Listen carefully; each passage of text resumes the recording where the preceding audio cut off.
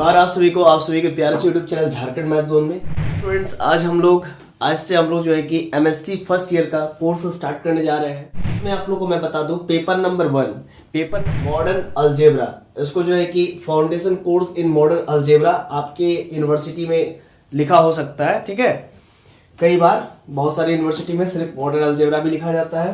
तो ये पेपर 1 है।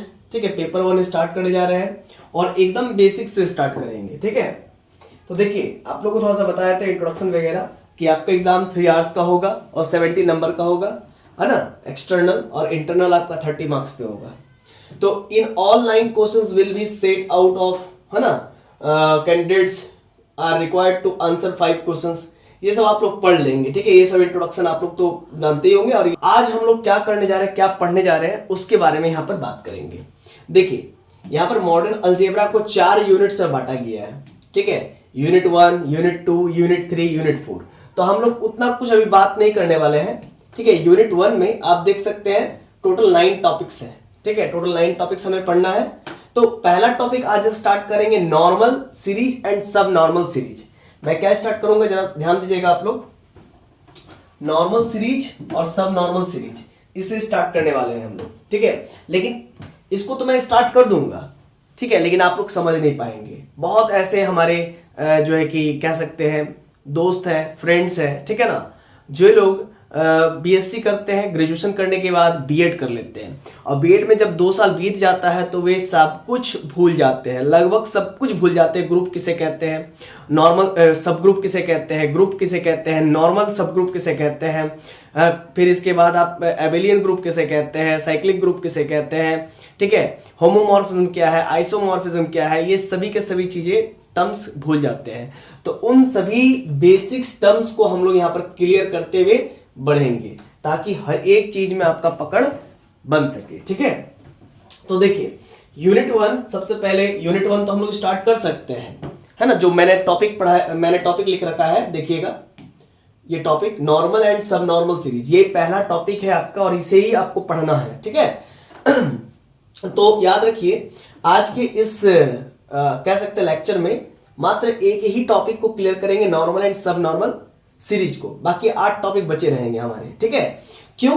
क्योंकि आज के इस टॉपिक में बहुत सारे आप लोगों को बेसिक्स टर्मिनोलॉजीज के बारे में बताना है, बेसिक्स टर्म्स के बारे में बताना है, जो कि आपने ऑलरेडी बीएससी में पढ़ रखा है। लेकिन बहुत सारे हमारे दीदी और कह सकते हैं कि भाई लोग हैं, ठीक है ना, बड़े भाई लोग हैं या फिर फ्रेंड है आप कह सकते हैं, वे लोग जो है कि ग्रुप्स वगैरह का डेफिनेशन वगैरह भूल गए हैं। तो आप एकदम टेंशन मत लीजिए, आप लोग एकदम बेसिक से लेकर के हाई लेवल तक जितना लेवल है आपका दिया गया है आपकी यूनिवर्सिटी के सिलेबस में, वो सारे कुछ मैं पढ़ाऊंगा। ठीक है, तो डेफिनेशन ऑफ ग्रुप से हम लोग स्टार्ट करते हैं, ध्यान दीजिएगा।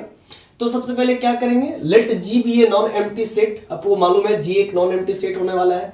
एट स्टेरिक कोई भी बाइनरी ऑपरेशन है। अब बाइनरी ऑपरेशन तो आप लोग को मालूम ही है कि कोई भी हम रैंडम सेट ले लेते हैं, उसमें से 2 एलिमेंट लेते हैं, उनके बीच में कोई भी ऑपरेशन आप लगाइए और ऑपरेशन के बाद जो रिजल्ट आता है वो सेम ग्रुप में या सेम सेट में लाई कर जाए। मान लीजिए कोई भी सेट आप ले लीजिए, उसमें से 2 एलिमेंट रैंडमली ले लीजिए और उसमें आप ऑपरेशंस लगाइए, कोई भी ऑपरेशन प्लस माइनस कुछ भी, है ना।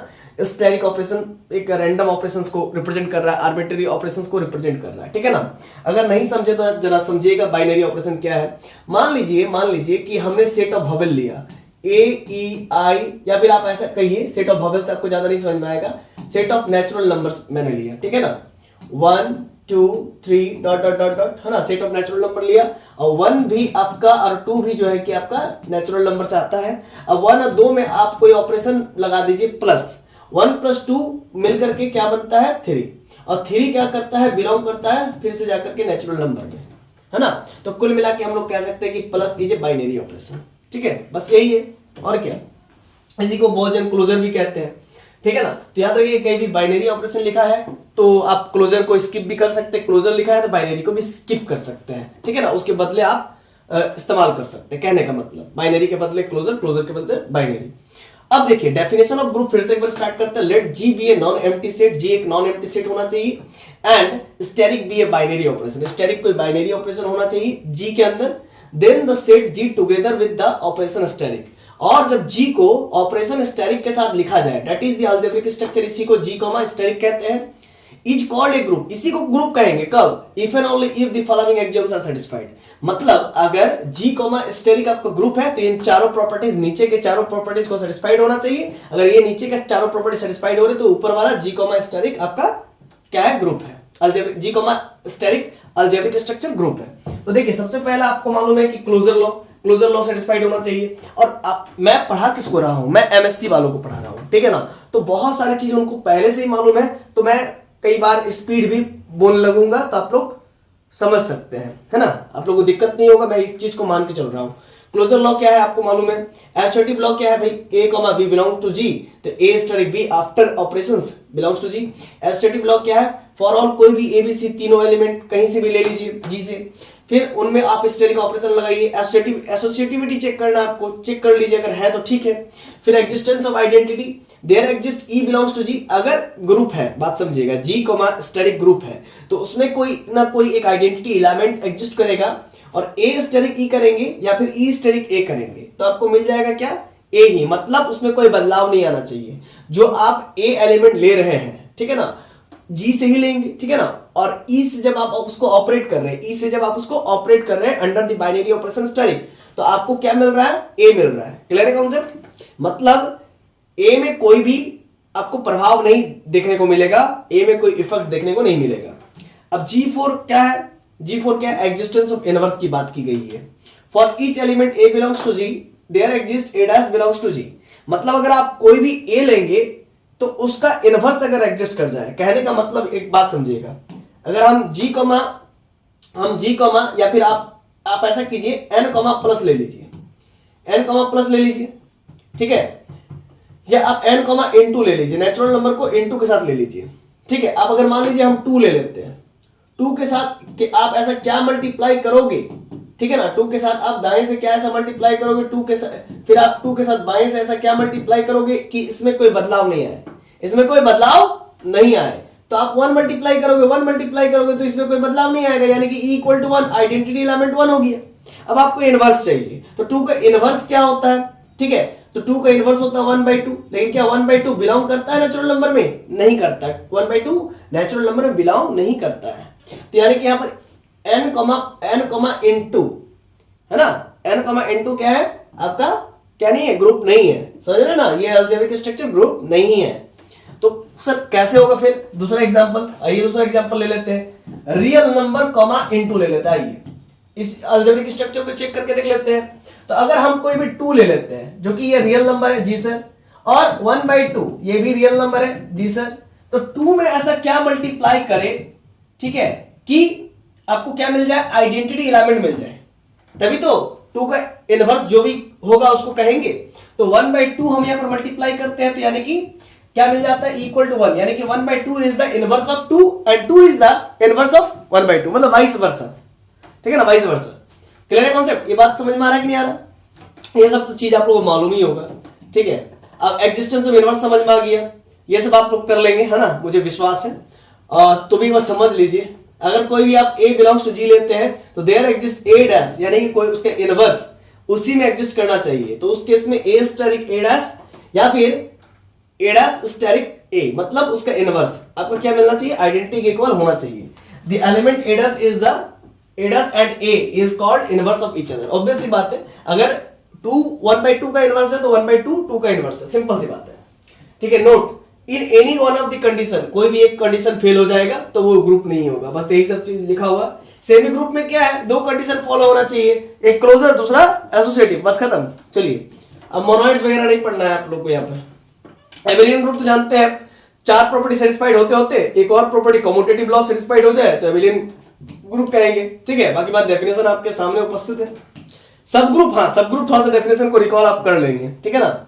Late G be a group, और आप कहेंगे कि नहीं आप थोड़ा स्किप कर रहे हैं, आप थोड़ा तो स्किप कर रहे हैं, तो आप कहेंगे जैसे पढ़ाएंगे वैसे आप बोलेगा वैसे ही पढ़ाएंगे, क्योंकि ये सब चीज आपका ग्रेजुएशन का है ना, ग्रेजुएशन यूजी का है, तो क्या पढ़ने का जरूरत है अभी। आइए सब ग्रुप देखते हैं। Let G be a group and H be a subset of G, मतलब जी एक ग्रुप होना चाहिए।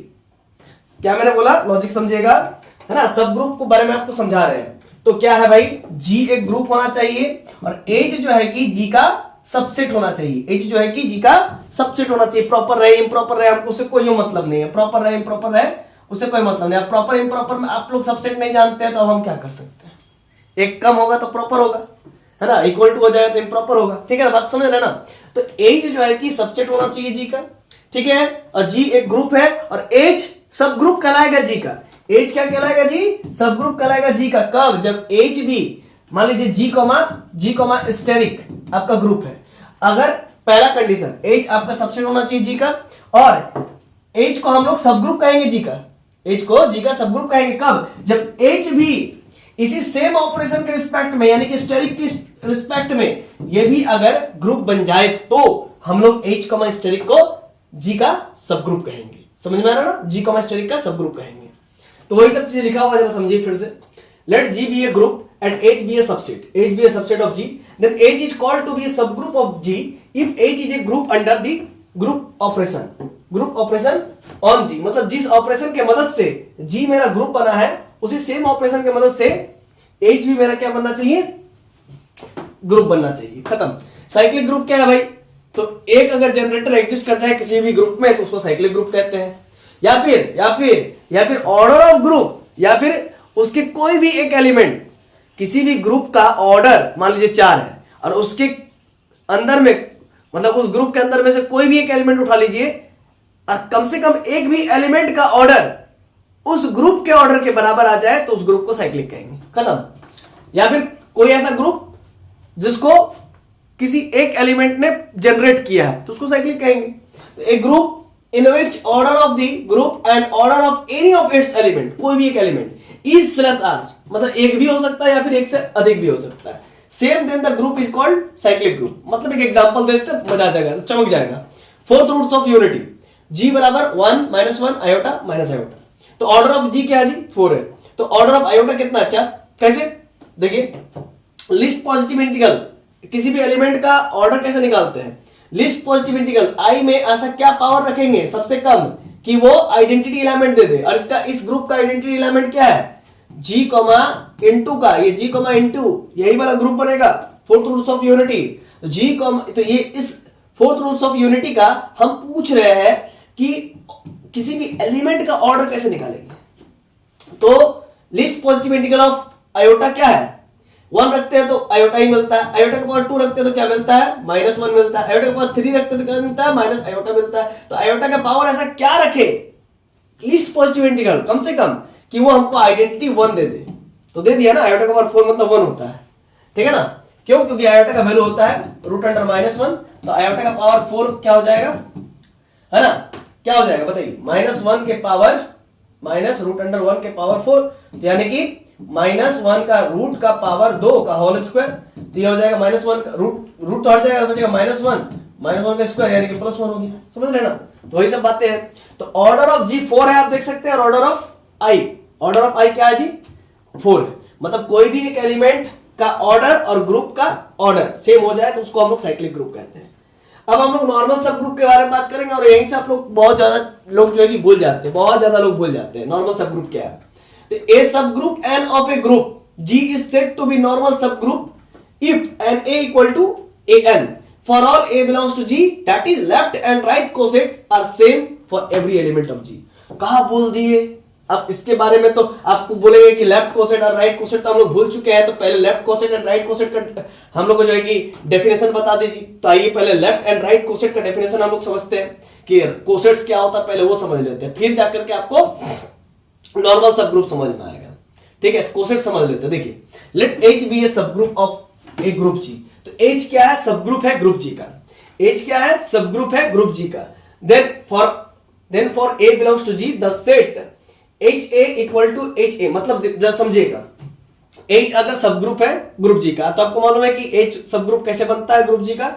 H को सबसेट बनना पड़ता है G का, और H को सबसेट बनना पड़ता है सबसे पहले, और H को भी ग्रुप बनना पड़ता है सेम ऑपरेशन के रिस्पेक्ट में, जिस ऑपरेशन के रिस्पेक्ट में G भी ग्रुप है। ठीक है ना, क्लियर है। अब जरा समझिएगा, यहां पर बात को समझिएगा कि कोसेट्स क्या होता है। तो HA का मतलब यह हुआ कि H आपका सब ग्रुप है, और H small h into A मतलब इस एच ए, इसी को हम लोग क्या कहते हैं, राइट कोसेट्स कहते हैं, राइट कोसेट, और ए एच को कहते हैं लेफ्ट कोसेट। तो जरा समझिएगा बात को समझिएगा स्टूडेंट्स, ये जो राइट कोसेट्स है और ये हमारा लेफ्ट कोसेट है, तो इसमें एलिमेंट्स कैसे एग्जिस्ट करते हैं। देखिए प्रॉपर्टी फॉर्म में लिखा हुआ है कि स्मॉल एच कहां से आएगा, कैपिटल एच से, यानी कि सब ग्रुप से, और H A it's called right coset, मतलब ए आपका कहां से मिलेगा जी से मिलेगा, है ना, ग्रुप से, मतलब ग्रुप से मिलेगा। एच कहां से आएगा, स्मॉल एच कहां से आएगा, तो सब ग्रुप से आएगा। तो इस एच कैपिटल एच ए मतलब कि राइट कोसेट में कैसे एलिमेंट्स एग्जिस्ट करेंगे, स्मॉल एच इंटू ए टाइप के। The set of A H, अब ए एच क्या है, ये आपका क्या है, ये आपका लेफ्ट कोसेट्स है, ठीक है ना। तो इसमें कैसा एलिमेंट एग्जिस्ट करेगा, ए इंटू स्मॉल एच, दोनों ही स्मॉल है, और स्मॉल एच कहां से बिलोंग करेगा, कैपिटल एच से, ठीक है ना, ये समझ गए। इसी को कहते हैं राइट कोसेट्स एंड इसी को नीचे वाला कहते हैं लेफ्ट कोसेट्स, ठीक है, बस यही है लेफ्ट और राइट कोसेट। थोड़ा सा और भी चीजें बता देते हैं। मान लीजिए ये जी है पूरा और ये जी ग्रुप है और एच उसका सब ग्रुप है, ठीक है ना, और ए एच के अंदर ही है, ए एच के अंदर ही है, और ए जो है कि जी के अंदर भी है। क्लियर, इतना समझ में आ गया ना। तो प्रॉपर्टीज ऑफ कोसेट्स में बताते हैं कि एच को जब अगर आप ए से मल्टीप्लाई करेंगे, एच को अगर आप ए से मल्टीप्लाई करेंगे, यानी कि ए जो है कि एच के अंदर ही है, तो एच को जब आप अगर ए से मल्टीप्लाई करेंगे तो ये किसके अंदर होगा, एच के अंदर ही रहेगा ना। तो वही एच ए बराबर एच हो जाएगा, if and only if a belongs to H, मतलब अगर ए एच से बिलोंग करता है तो एच ए बराबर एच हो जाएगा, मतलब right cosets equal to H हो जाएगा, समझ गए, ठीक। और if H is normal subgroup then its left cosets and right cosets in G are same. अगर एच नॉर्मल सब ग्रुप होगा, अब नॉर्मल सब ग्रुप अभी आप जानते नहीं है क्या होता है, ठीक है। अगर एच नॉर्मल सब ग्रुप है तो उस केस में लेफ्ट कोसेट्स दिख रहे हैं, ये left coset and right coset दोनों आपस में बराबर हो जाएगा। अब ये क्या चीज है, आइए बात करते हैं। अब इसके लिए आपको नॉर्मल सब ग्रुप पढ़ना पड़ेगा, है ना, यहां तक तो समझ में आ गया।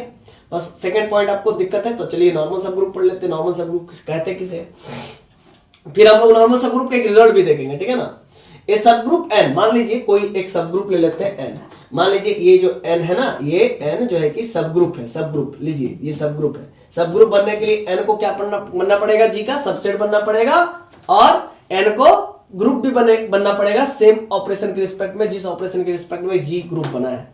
तो एन एक आपका सब ग्रुप है ग्रुप जी का, ठीक है, is said to be normal subgroup. तो इस एन को और नॉर्मल सब ग्रुप को ऐसे रिप्रेजेंट करता है, देखिएगा ऐसे रिप्रेजेंट करते हैं नॉर्मल सब ग्रुप। इस एन को नॉर्मल सब ग्रुप कहा जाएगा। इस एन को क्या कहलाएगा, ये एन क्या कहलाएगा, नॉर्मल सब ग्रुप कहलाएगा जी का। ये एन क्या कहलाएगा, नॉर्मल सब ग्रुप कहलाएगा जी का। सबसे पहले एन को सब ग्रुप बनना पड़ेगा जी का, या इसीलिए कहते हैं अगर नॉर्मल सब ग्रुप है कोई तो वो तो फिर सब ग्रुप भी होगा और ग्रुप भी होगा, खत्म।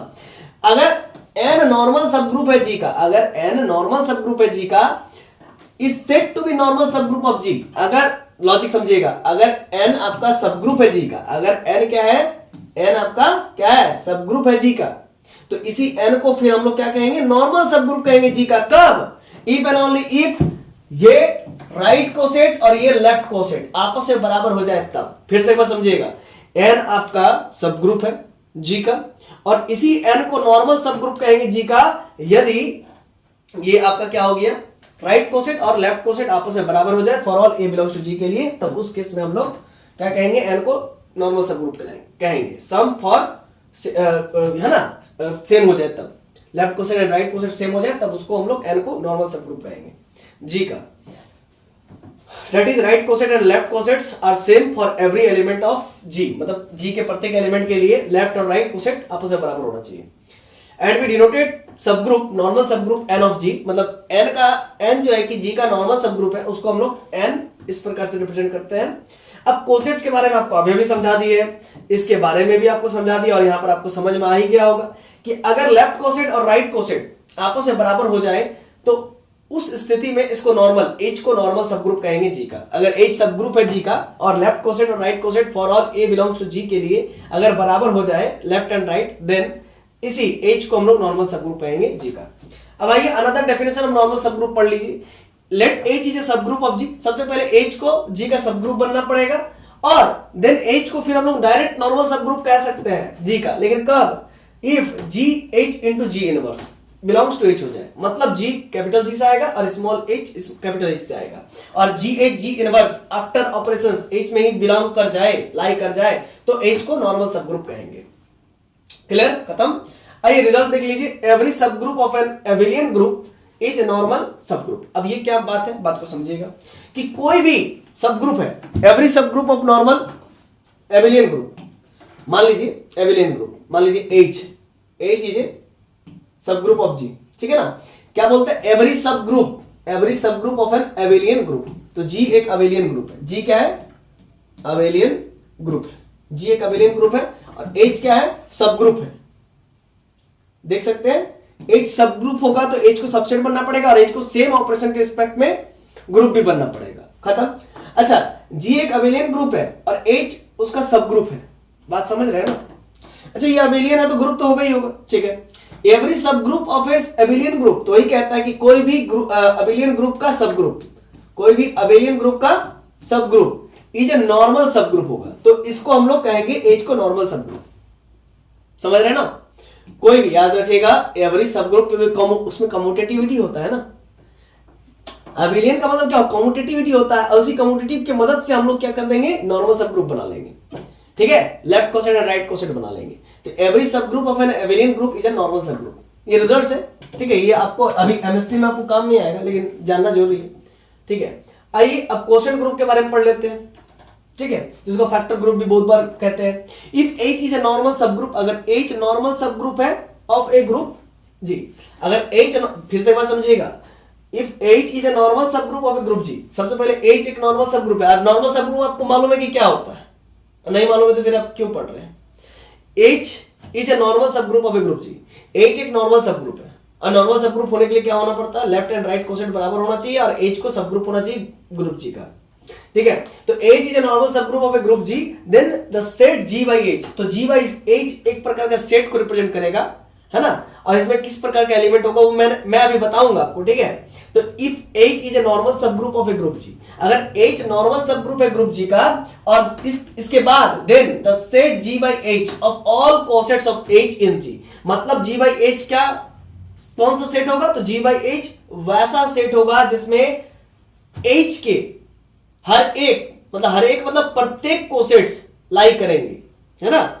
जी बाई एच में एच के प्रत्येक कोसेट लाई करेंगे, और एच इन जी मतलब एच सबसेट होगा जी का, यानी कि एच नॉर्मल, आप कह सकते हैं एच नॉर्मल सब ग्रुप होगा जी का। इसको लिखने का तरीका ये है, मतलब मैं क्या कहना चाह रहा हूं जरा समझिएगा, फिर से बस समझिएगा।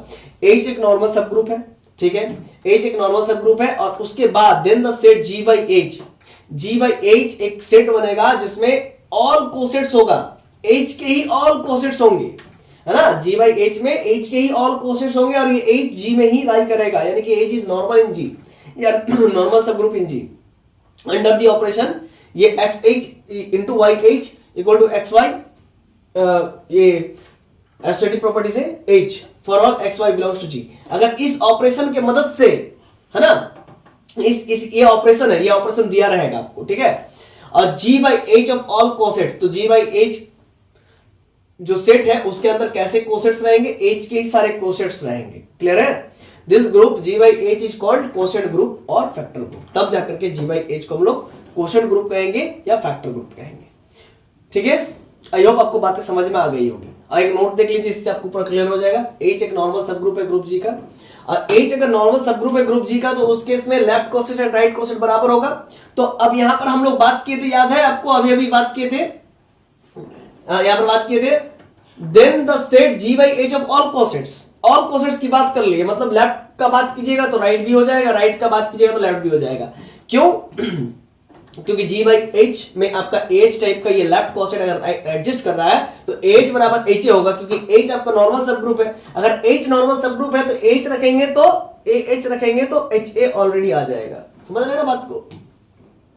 फिर से बात समझ लीजिएगा, हमको लगता है कि आप लोगों को समझ नहीं आया, है ना। सबसे पहले एच एक नॉर्मल सब ग्रुप लेंगे, क्या लेंगे? एच एक नॉर्मल सब ग्रुप लेंगे ऑफ ए ग्रुप जी का, है ना। एच एक नॉर्मल सब ग्रुप लेंगे ऑफ ए ग्रुप जी का, then the set G by H. तो इसके बाद जो जी बाई एच सेट आएगा ना, इसमें ऑल कोसेट्स होंगे एच के, मतलब जी बाई एच में लॉजिक समझिएगा, फिर से समझिएगा। तो जी बाई एच में जो कोसेट्स आएंगे, चाहे लेफ्ट कोसेट्स आए राइट कोसेट्स आए, तो वो सारे के सारे एच के ही कोसेट्स होंगे और एच खुद भी जी में लाई करेगा। क्यों? क्योंकि H is a normal subgroup of जी। खत्म। और एच नॉर्मल सब ग्रुप है, इसीलिए left coset and right coset आपस में बराबर होंगे, इसीलिए यहां पर हम लोग जी बाई एच में सिर्फ लेफ्ट कोसेट ही निकाल लेंगे और वो राइट कोसेट के ऑलरेडी बराबर हो जाएंगे। खत्म।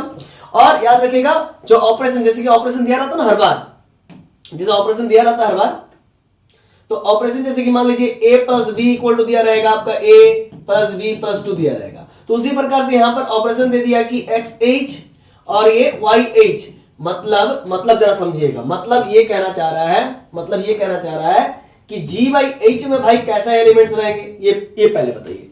तो G बाई H में मैंने क्या बोला, H के सारे कोसेट्स रहेंगे, तो H के कोसेट्स कैसे रहेंगे, XH के टाइप के रहेंगे या YH के टाइप के रहेंगे, और x, y कहां से आ रहा होगा, बिलोंग्स टू G। क्लियर है ना? और है ना, x इंटू स्मॉल h और y इंटू स्मॉल h, इस प्रकार के एलिमेंट पाए जाएंगे। समझ रहे कि नहीं समझ रहे? तो ये बात है। तो यहां पर वही चीज तो हम कहना चाह रहे हैं कि x इंटू h लिखिए या फिर आप x इंटू कैपिटल H भी लिखिए, क्या दिक्कत है? ठीक है ना? और y इंटू कैपिटल H, ये क्यों लिख रहे हैं? x इंटू कैपिटल H और y इंटू कैपिटल H क्यों लिख रहे हैं? जरा समझिएगा, इस बात को जरा समझिएगा। x इंटू कैपिटल H लिखने का मतलब ये हुआ कि x इंटू H टाइप के एलिमेंट होंगे, सच डेट H कहां से बिलोंग कर रहे होंगे, कैपिटल H से, और x कहां से बिलोंग कर रहे होंगे, कैपिटल G से। ये बात है, मतलब XH मतलब ये लेफ्ट कोसेट हो गया, तो इसमें कैसे एलिमेंट होगा, तो ऐसा एलिमेंट होगा। और YH का मतलब क्या हो गया, है ना, YH नहीं HY, इस प्रकार का, इसमें कैसे एलिमेंट होंगे, तो HY इस प्रकार के सच डेट Y बिलोंग्स टू कहां से, तो भाई G से। ठीक है ना? क्लियर है? और स्मॉल h कहां से बिलोंग करे, कैपिटल H से, तो वो राइट कोसेट्स हो गया, ये लेफ्ट कोसेट हो गया। तो वही बात है कि आप कोई भी दो लेफ्ट कोसेट्स को कैसे ऑपरेट करेंगे, आप कोई भी दो राइट कोसेट्स को कैसे ऑपरेट करेंगे, उसके लिए ऑपरेशन दिया हुआ देखिए, ये भी लेफ्ट कोसेट है, ये भी लेफ्ट कोसेट्स है, तो दोनों को आप कैसे ऑपरेट करेंगे, कोई दो विभिन्न प्रकार के सेट्स है ना, ये लेफ्ट कोसेट्स का सेट्स है, ये भी लेफ्ट कोसेट्स का सेट है, तो लेफ्ट कोसेट्स के एलिमेंट्स को आपस में कैसे ऑपरेट करेंगे वो चीज यहां पर बताया गया है। ठीक है? तो G by H is a group, ये एक क्वेश्चन ग्रुप है। ठीक है? तो G बाई H क्या है, क्वेश्चन ग्रुप है। इसमें कैसे एलिमेंट्स आएंगे, तो H के सारे कोसेट्स आएंगे, और H कहां से आ रहा होगा, G से आ रहा होगा। तो ये चीज आपको समझ में आएगा कि G बाई H में आपका H टाइप का एलिमेंट रखिए या फिर HA टाइप का एलिमेंट रखिए, दोनों ही बात सेम है, क्योंकि left and right cosets are same in normal subgroup, क्योंकि H नॉर्मल सब ग्रुप है, इसीलिए लेफ्ट बोलिए या राइट बोलिए कोई फर्क नहीं पड़ता। और G बाई H में कैसे एलिमेंट्स आएंगे, G बाई H में आपके H के ही कोसेट्स आएंगे।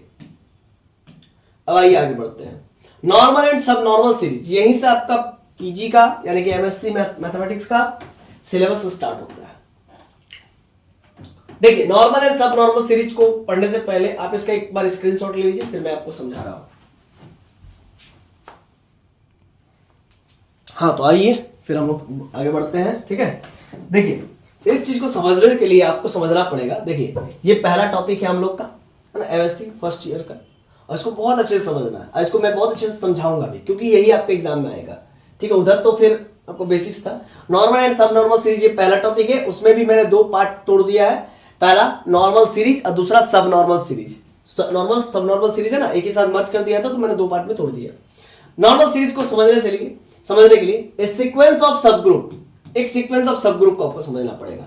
मतलब ये G0 पहला है ना, ये जो है कि सब ग्रुप है किसका भाई, G1 का। G1 किसका सब ग्रुप है, G2 का। इस प्रकार की बातें यहां पर की गई है, समझ रहे ना, इस प्रकार की बातें की गई है। तो ए सीक्वेंस ऑफ सब ग्रुप मतलब यहां पर बहुत सारे सब ग्रुप्स होंगे, है ना, और वो सीक्वेंस वाइज होंगे। तो कैसे वाइज, सीक्वेंस वाइज होंगे, मतलब एक सब ग्रुप हो गया, फिर दूसरा सब ग्रुप हो गया, फिर तीसरा हो गया, इस प्रकार से ढेरों सब ग्रुप होंगे। तो इन सारे सब ग्रुप्स को ही हम लोग कहेंगे नॉर्मल सीरीज। इन सारे सब ग्रुप्स को अगर हम सीक्वेंस के रूप में, इन सारे सब ग्रुप्स को अगर हम सीक्वेंस के रूप में लिख देंगे तो इसी को नॉर्मल सीरीज कहते हैं। इन सारे सब ग्रुप्स को अगर हम लोग सीक्वेंस के रूप में लिख देंगे तो इसी को नॉर्मल सीरीज कहते हैं। फिर से बात समझिएगा, इन सारे सब ग्रुप्स को अगर हम लोग सीक्वेंस के रूप में, इन सारे सब ग्रुप्स को सीक्वेंस के रूप में लिख देंगे तो इनको नॉर्मल सीरीज कहते हैं। लेकिन रुकिए, कुछ क्राइटेरिया को फॉलो करेगा भाई, ऐसे थोड़ी कह देंगे। ये तो मैंने जस्ट आपको समझाने के लिए बताया कि ऐसा है तो ऐसा होगा। अब आपको समझाना है, देखिएगा नॉर्मल सीरीज इस सीक्वेंस ऑफ सब ग्रुप जी। अब ये सीक्वेंस ऑफ सब ग्रुप क्या होगा, जी का होगा, जी का। मान लीजिए कि पहला जी नॉट हो गया, फिर दूसरा जी1 हो गया, तीसरा जी2 हो जाएगा, जी3 होगा, इस प्रकार से, है ना। तो वही कह रहा है कि सीक्वेंस ऑफ सब ग्रुप होगा किसका, जी का। जी एक खुद में ग्रुप है, जी एक खुद में ग्रुप है, ठीक है ना। तो याद रखिएगा एक sequence of subgroup G equal to G not. तो जो ग्रुप जी होगा वो जी नॉट के बराबर होगा। जी कैपिटल जी मतलब जो ग्रुप होगा वो जी नॉट के बराबर होगा। और जी नॉट किसका सबसेट होगा, है ना, याद रखिएगा। जी नॉट किसका सब ग्रुप होगा, जी नॉट सब ग्रुप होगा जी1 का, है ना। जी नॉट किसका सब ग्रुप होगा, जी1 का। और जी1 किसका सब ग्रुप होगा, जी2 का। जी2 फिर जी3 का सब ग्रुप होगा, फिर जी3 जी4 का होगा, जी3 जी4 का होगा, फिर जी4 जी5 का होगा, इसी प्रकार से चलते जाएगा। फिर लास्ट में आपको gn-1 आएगा, वो किसका सब ग्रुप होगा, ये gn का होगा। और ये gn किसके बराबर होगा, लास्ट में जो आप पता करेंगे तो जो नया लास्ट में जो सब ग्रुप आएगा वो आइडेंटिटी के बराबर आ जाएगा, ठीक है ना, आइडेंटिटी के बराबर। ठीक है, फिर से एक बार समझिएगा मैं यहाँ पर क्या कह रहा हूं। ये जो सिंबल है इसको जरा समझिएगा। ये जी नॉट जी1 का सब ग्रुप है, ये जी1 जी2 का सब ग्रुप है, dot dot dot dot dot ये gn-1 gn का सब ग्रुप है, इस प्रकार से। लास्ट वाला जो सब ग्रुप होगा, है ना, आप ग्रुप भी कह सकते हैं, ठीक है ना, वो आइडेंटिटी के बराबर हो जाएगा। ठीक है, क्लियर है। इज कॉल्ड नॉर्मल सीरीज, तो इसी को हम लोग नॉर्मल सीरीज कहेंगे फॉर द ग्रुप जी के लिए, ग्रुप जी के लिए। If and all if gi is a normal subgroup of gj। अब ये क्या मतलब हुआ, तो देखिएगा लॉजिक समझिएगा कि इसी is called series of the group G. तो इसी को हम लोग नॉर्मल सीरीज कहेंगे, इस ग्रुप जी का, मतलब इन्हीं को हम लोग क्या कहेंगे, नॉर्मल सीरीज कहेंगे इस ग्रुप जी का, यदि gi is normal subgroup of gj। अब ये क्या हुआ, g1 इज नॉर्मल, ये देखिए g1 नॉर्मल सब ग्रुप है g2 का, ऐसा समझिए। ठीक है, और इसके बाद फिर आप कह सकते हैं g1 is normal subgroup of g3, ऐसा समझिए। ये हो सकता है कि g1 जो है कि नॉर्मल सब ग्रुप हो जाए g5 का, ऐसा हो जाए तभी जाकर के हम लोग इन पूरे जो g0 है, g1 है, g2 है, g3, ये पूरे जो यहां पर आप देख रहे हैं ना, ये सीरीज ऑफ सब ग्रुप्स, ये आपका क्या कहलाएंगे, चूंकि देखिए g1 या फिर आप कह सकते हैं g0 is normal subgroup of g1, ऐसा आप कह सकते हैं। तो चूंकि g0 g1 का सब ग्रुप है, नॉर्मल सब ग्रुप है, तो नॉर्मल है तो सब ग्रुप तो होगा ही होगा ना। तो इसीलिए इन सभी सीक्वेंस ऑफ सब ग्रुप को फिर हम लोग क्या कहने लगेंगे, नॉर्मल सीरीज कहने लगेंगे। फिर से एक बार समझ लीजिएगा स्टूडेंट्स, देखिएगा इस सीक्वेंस ऑफ सब ग्रुप्स, एक सीक्वेंस ऑफ सब ग्रुप्स बनाना है, और सब ग्रुप्स बनाना है, और सब ग्रुप्स होंगे कैसे, ये जो g0 g1 g2 ये सब ग्रुप्स कैसे होंगे, क्योंकि मैं कह रहा हूं कि g0 g1 का नॉर्मल सब ग्रुप है, g1 g2 का नॉर्मल सब ग्रुप है, फिर मैं कह रहा हूं g1 g3 का नॉर्मल सब ग्रुप है, g1 g5 का नॉर्मल सब ग्रुप है। तो नॉर्मल सब ग्रुप है तो नॉर्मल है तो भाई सब ग्रुप तो होगा ही होगा, सिंपल सी बात है। इसीलिए मैं इन बातों को यहां पर कह रहा हूं। तो मैं कह रहा हूं ए सीक्वेंस ऑफ सब ग्रुप्स, सीक्वेंस बनाइए, सब ग्रुप्स के बहुत सारे सीक्वेंस बनाइए। ठीक है, तो g0 बनेगा, g1 बनेगा, g2 बनेगा, g3 बनेगा, इस प्रकार से g0 बनेगा, g1 बनेगा, g2 बनेगा। आपको मालूम है सीक्वेंस को जो है कि कॉमास के थ्रू ही रिप्रेजेंट करते हैं, है ना। फिर g3 बनेगा, g4 बनेगा, इस प्रकार से ये जो सब ग्रुप्स के, क्योंकि देखिए g0 g1 का सब ग्रुप है, g1 g2 का सब ग्रुप है, g2 g3 का उसके अगले वाले का वो सब ग्रुप बनते जा रहा है, समझ रहे हैं ना। तो वही बात है यहां पर, है ना, मतलब हर एक छोटा वाला अपने बड़े वाले का सब ग्रुप होगा, क्योंकि नॉर्मल सब ग्रुप है इसीलिए। तो वही कहता है कि अ सीक्वेंस ऑफ सब ग्रुप्स, तो ये g0 पहला सब ग्रुप, फिर g0 g1 का पहला सब ग्रुप है, फिर g1 g2 का पहला सब ग्रुप है, g2 g3 का पहला सब ग्रुप है, इस प्रकार से बढ़ते जा रहा है, समझ रहे ना। तो g बराबर g0 is a subgroup of g1, g1 is a subgroup of g2, dot dot dot gn-1 is a subgroup of gn, और लास्ट वाला जो सब ग्रुप है वो तो ग्रुप हो गई और वो e के बराबर होगा। अब पहला जो g0 सब ग्रुप है ये g के बराबर होगा। ठीक है, g एक ग्रुप है, ठीक है, और ये खुद में एक ग्रुप है और ये खुद में एक सब ग्रुप है इसका, क्योंकि हर एक सब ग्रुप होता ही होता है, हर एक सब ग्रुप होता ही होता है। इट्स कॉल्ड नॉर्मल सीरीज, इसी को कहते हैं हम लोग नॉर्मल सीरीज।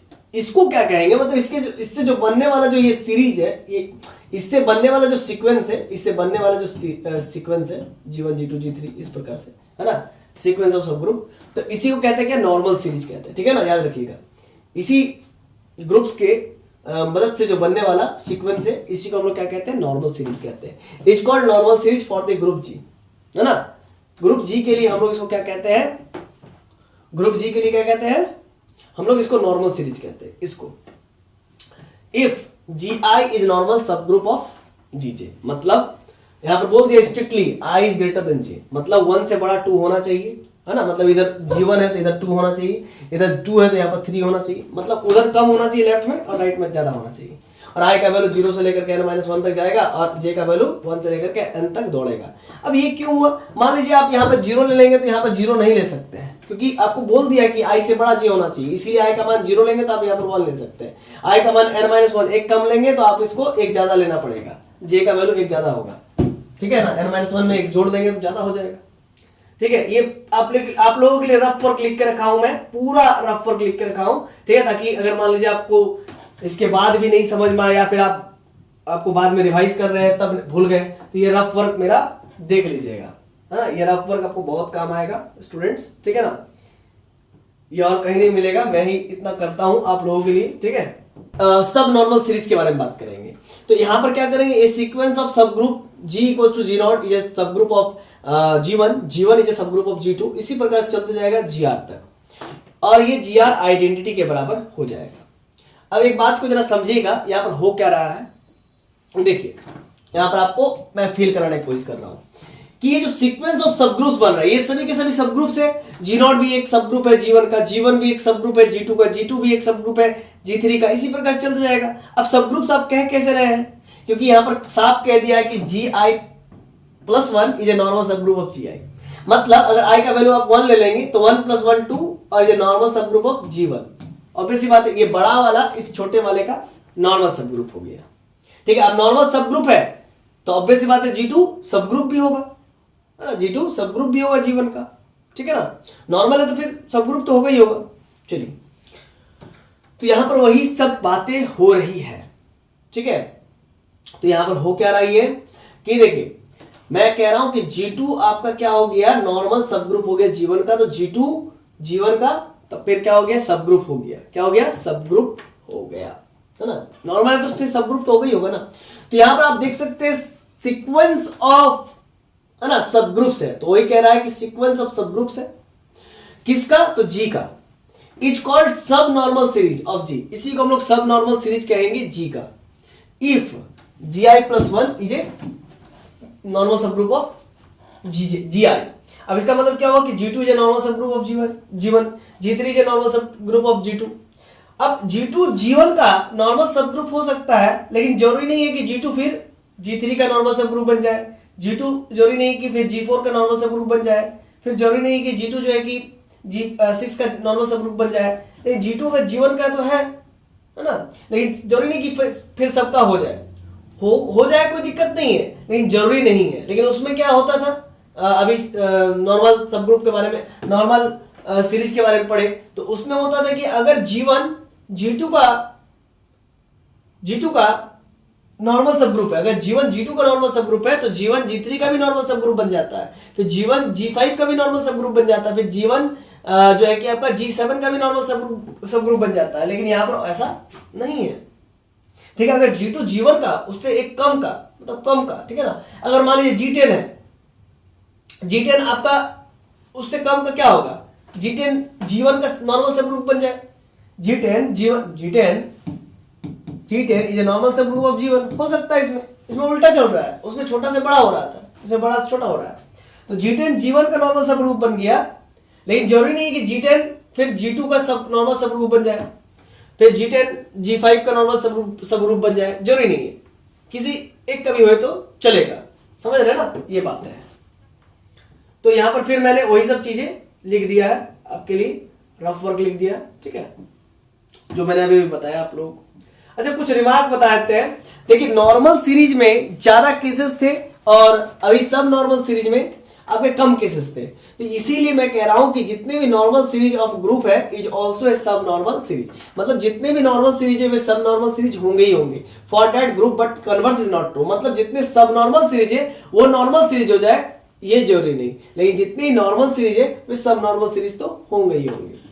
मतलब G1 G3 का आप कह सकते हैं G1 G3 का नॉर्मल सब ग्रुप बन जा रहा है, तो G3 भी G1 का नॉर्मल सब ग्रुप होगा ही होगा। समझ रहे हैं ना? G1 G3 का अगर नॉर्मल सब ग्रुप है तो G3 G1 का भी नॉर्मल सब ग्रुप होगा ही होगा। बात समझ रहे हैं कि नहीं समझ रहे हैं? क्लियर है कॉन्सेप्ट? अच्छा, a normal series of a group, फिर से एक बार समझ लीजिएगा। नॉर्मल सीरीज क्या है? नॉर्मल सीरीज सब नॉर्मल सीरीज हो सकते हैं, लेकिन सब नॉर्मल सीरीज हो ये जरूरी नहीं है। नॉर्मल आपका सब नॉर्मल हो सकता है, ठीक है, जिसका उल्टा सही नहीं है। तो इस प्रकार से मैंने आपका पहला टॉपिक क्लियर कर दिया है। कैसा लगा वीडियो आप बताइए जरूर कमेंट करके, ठीक है। धन्यवाद।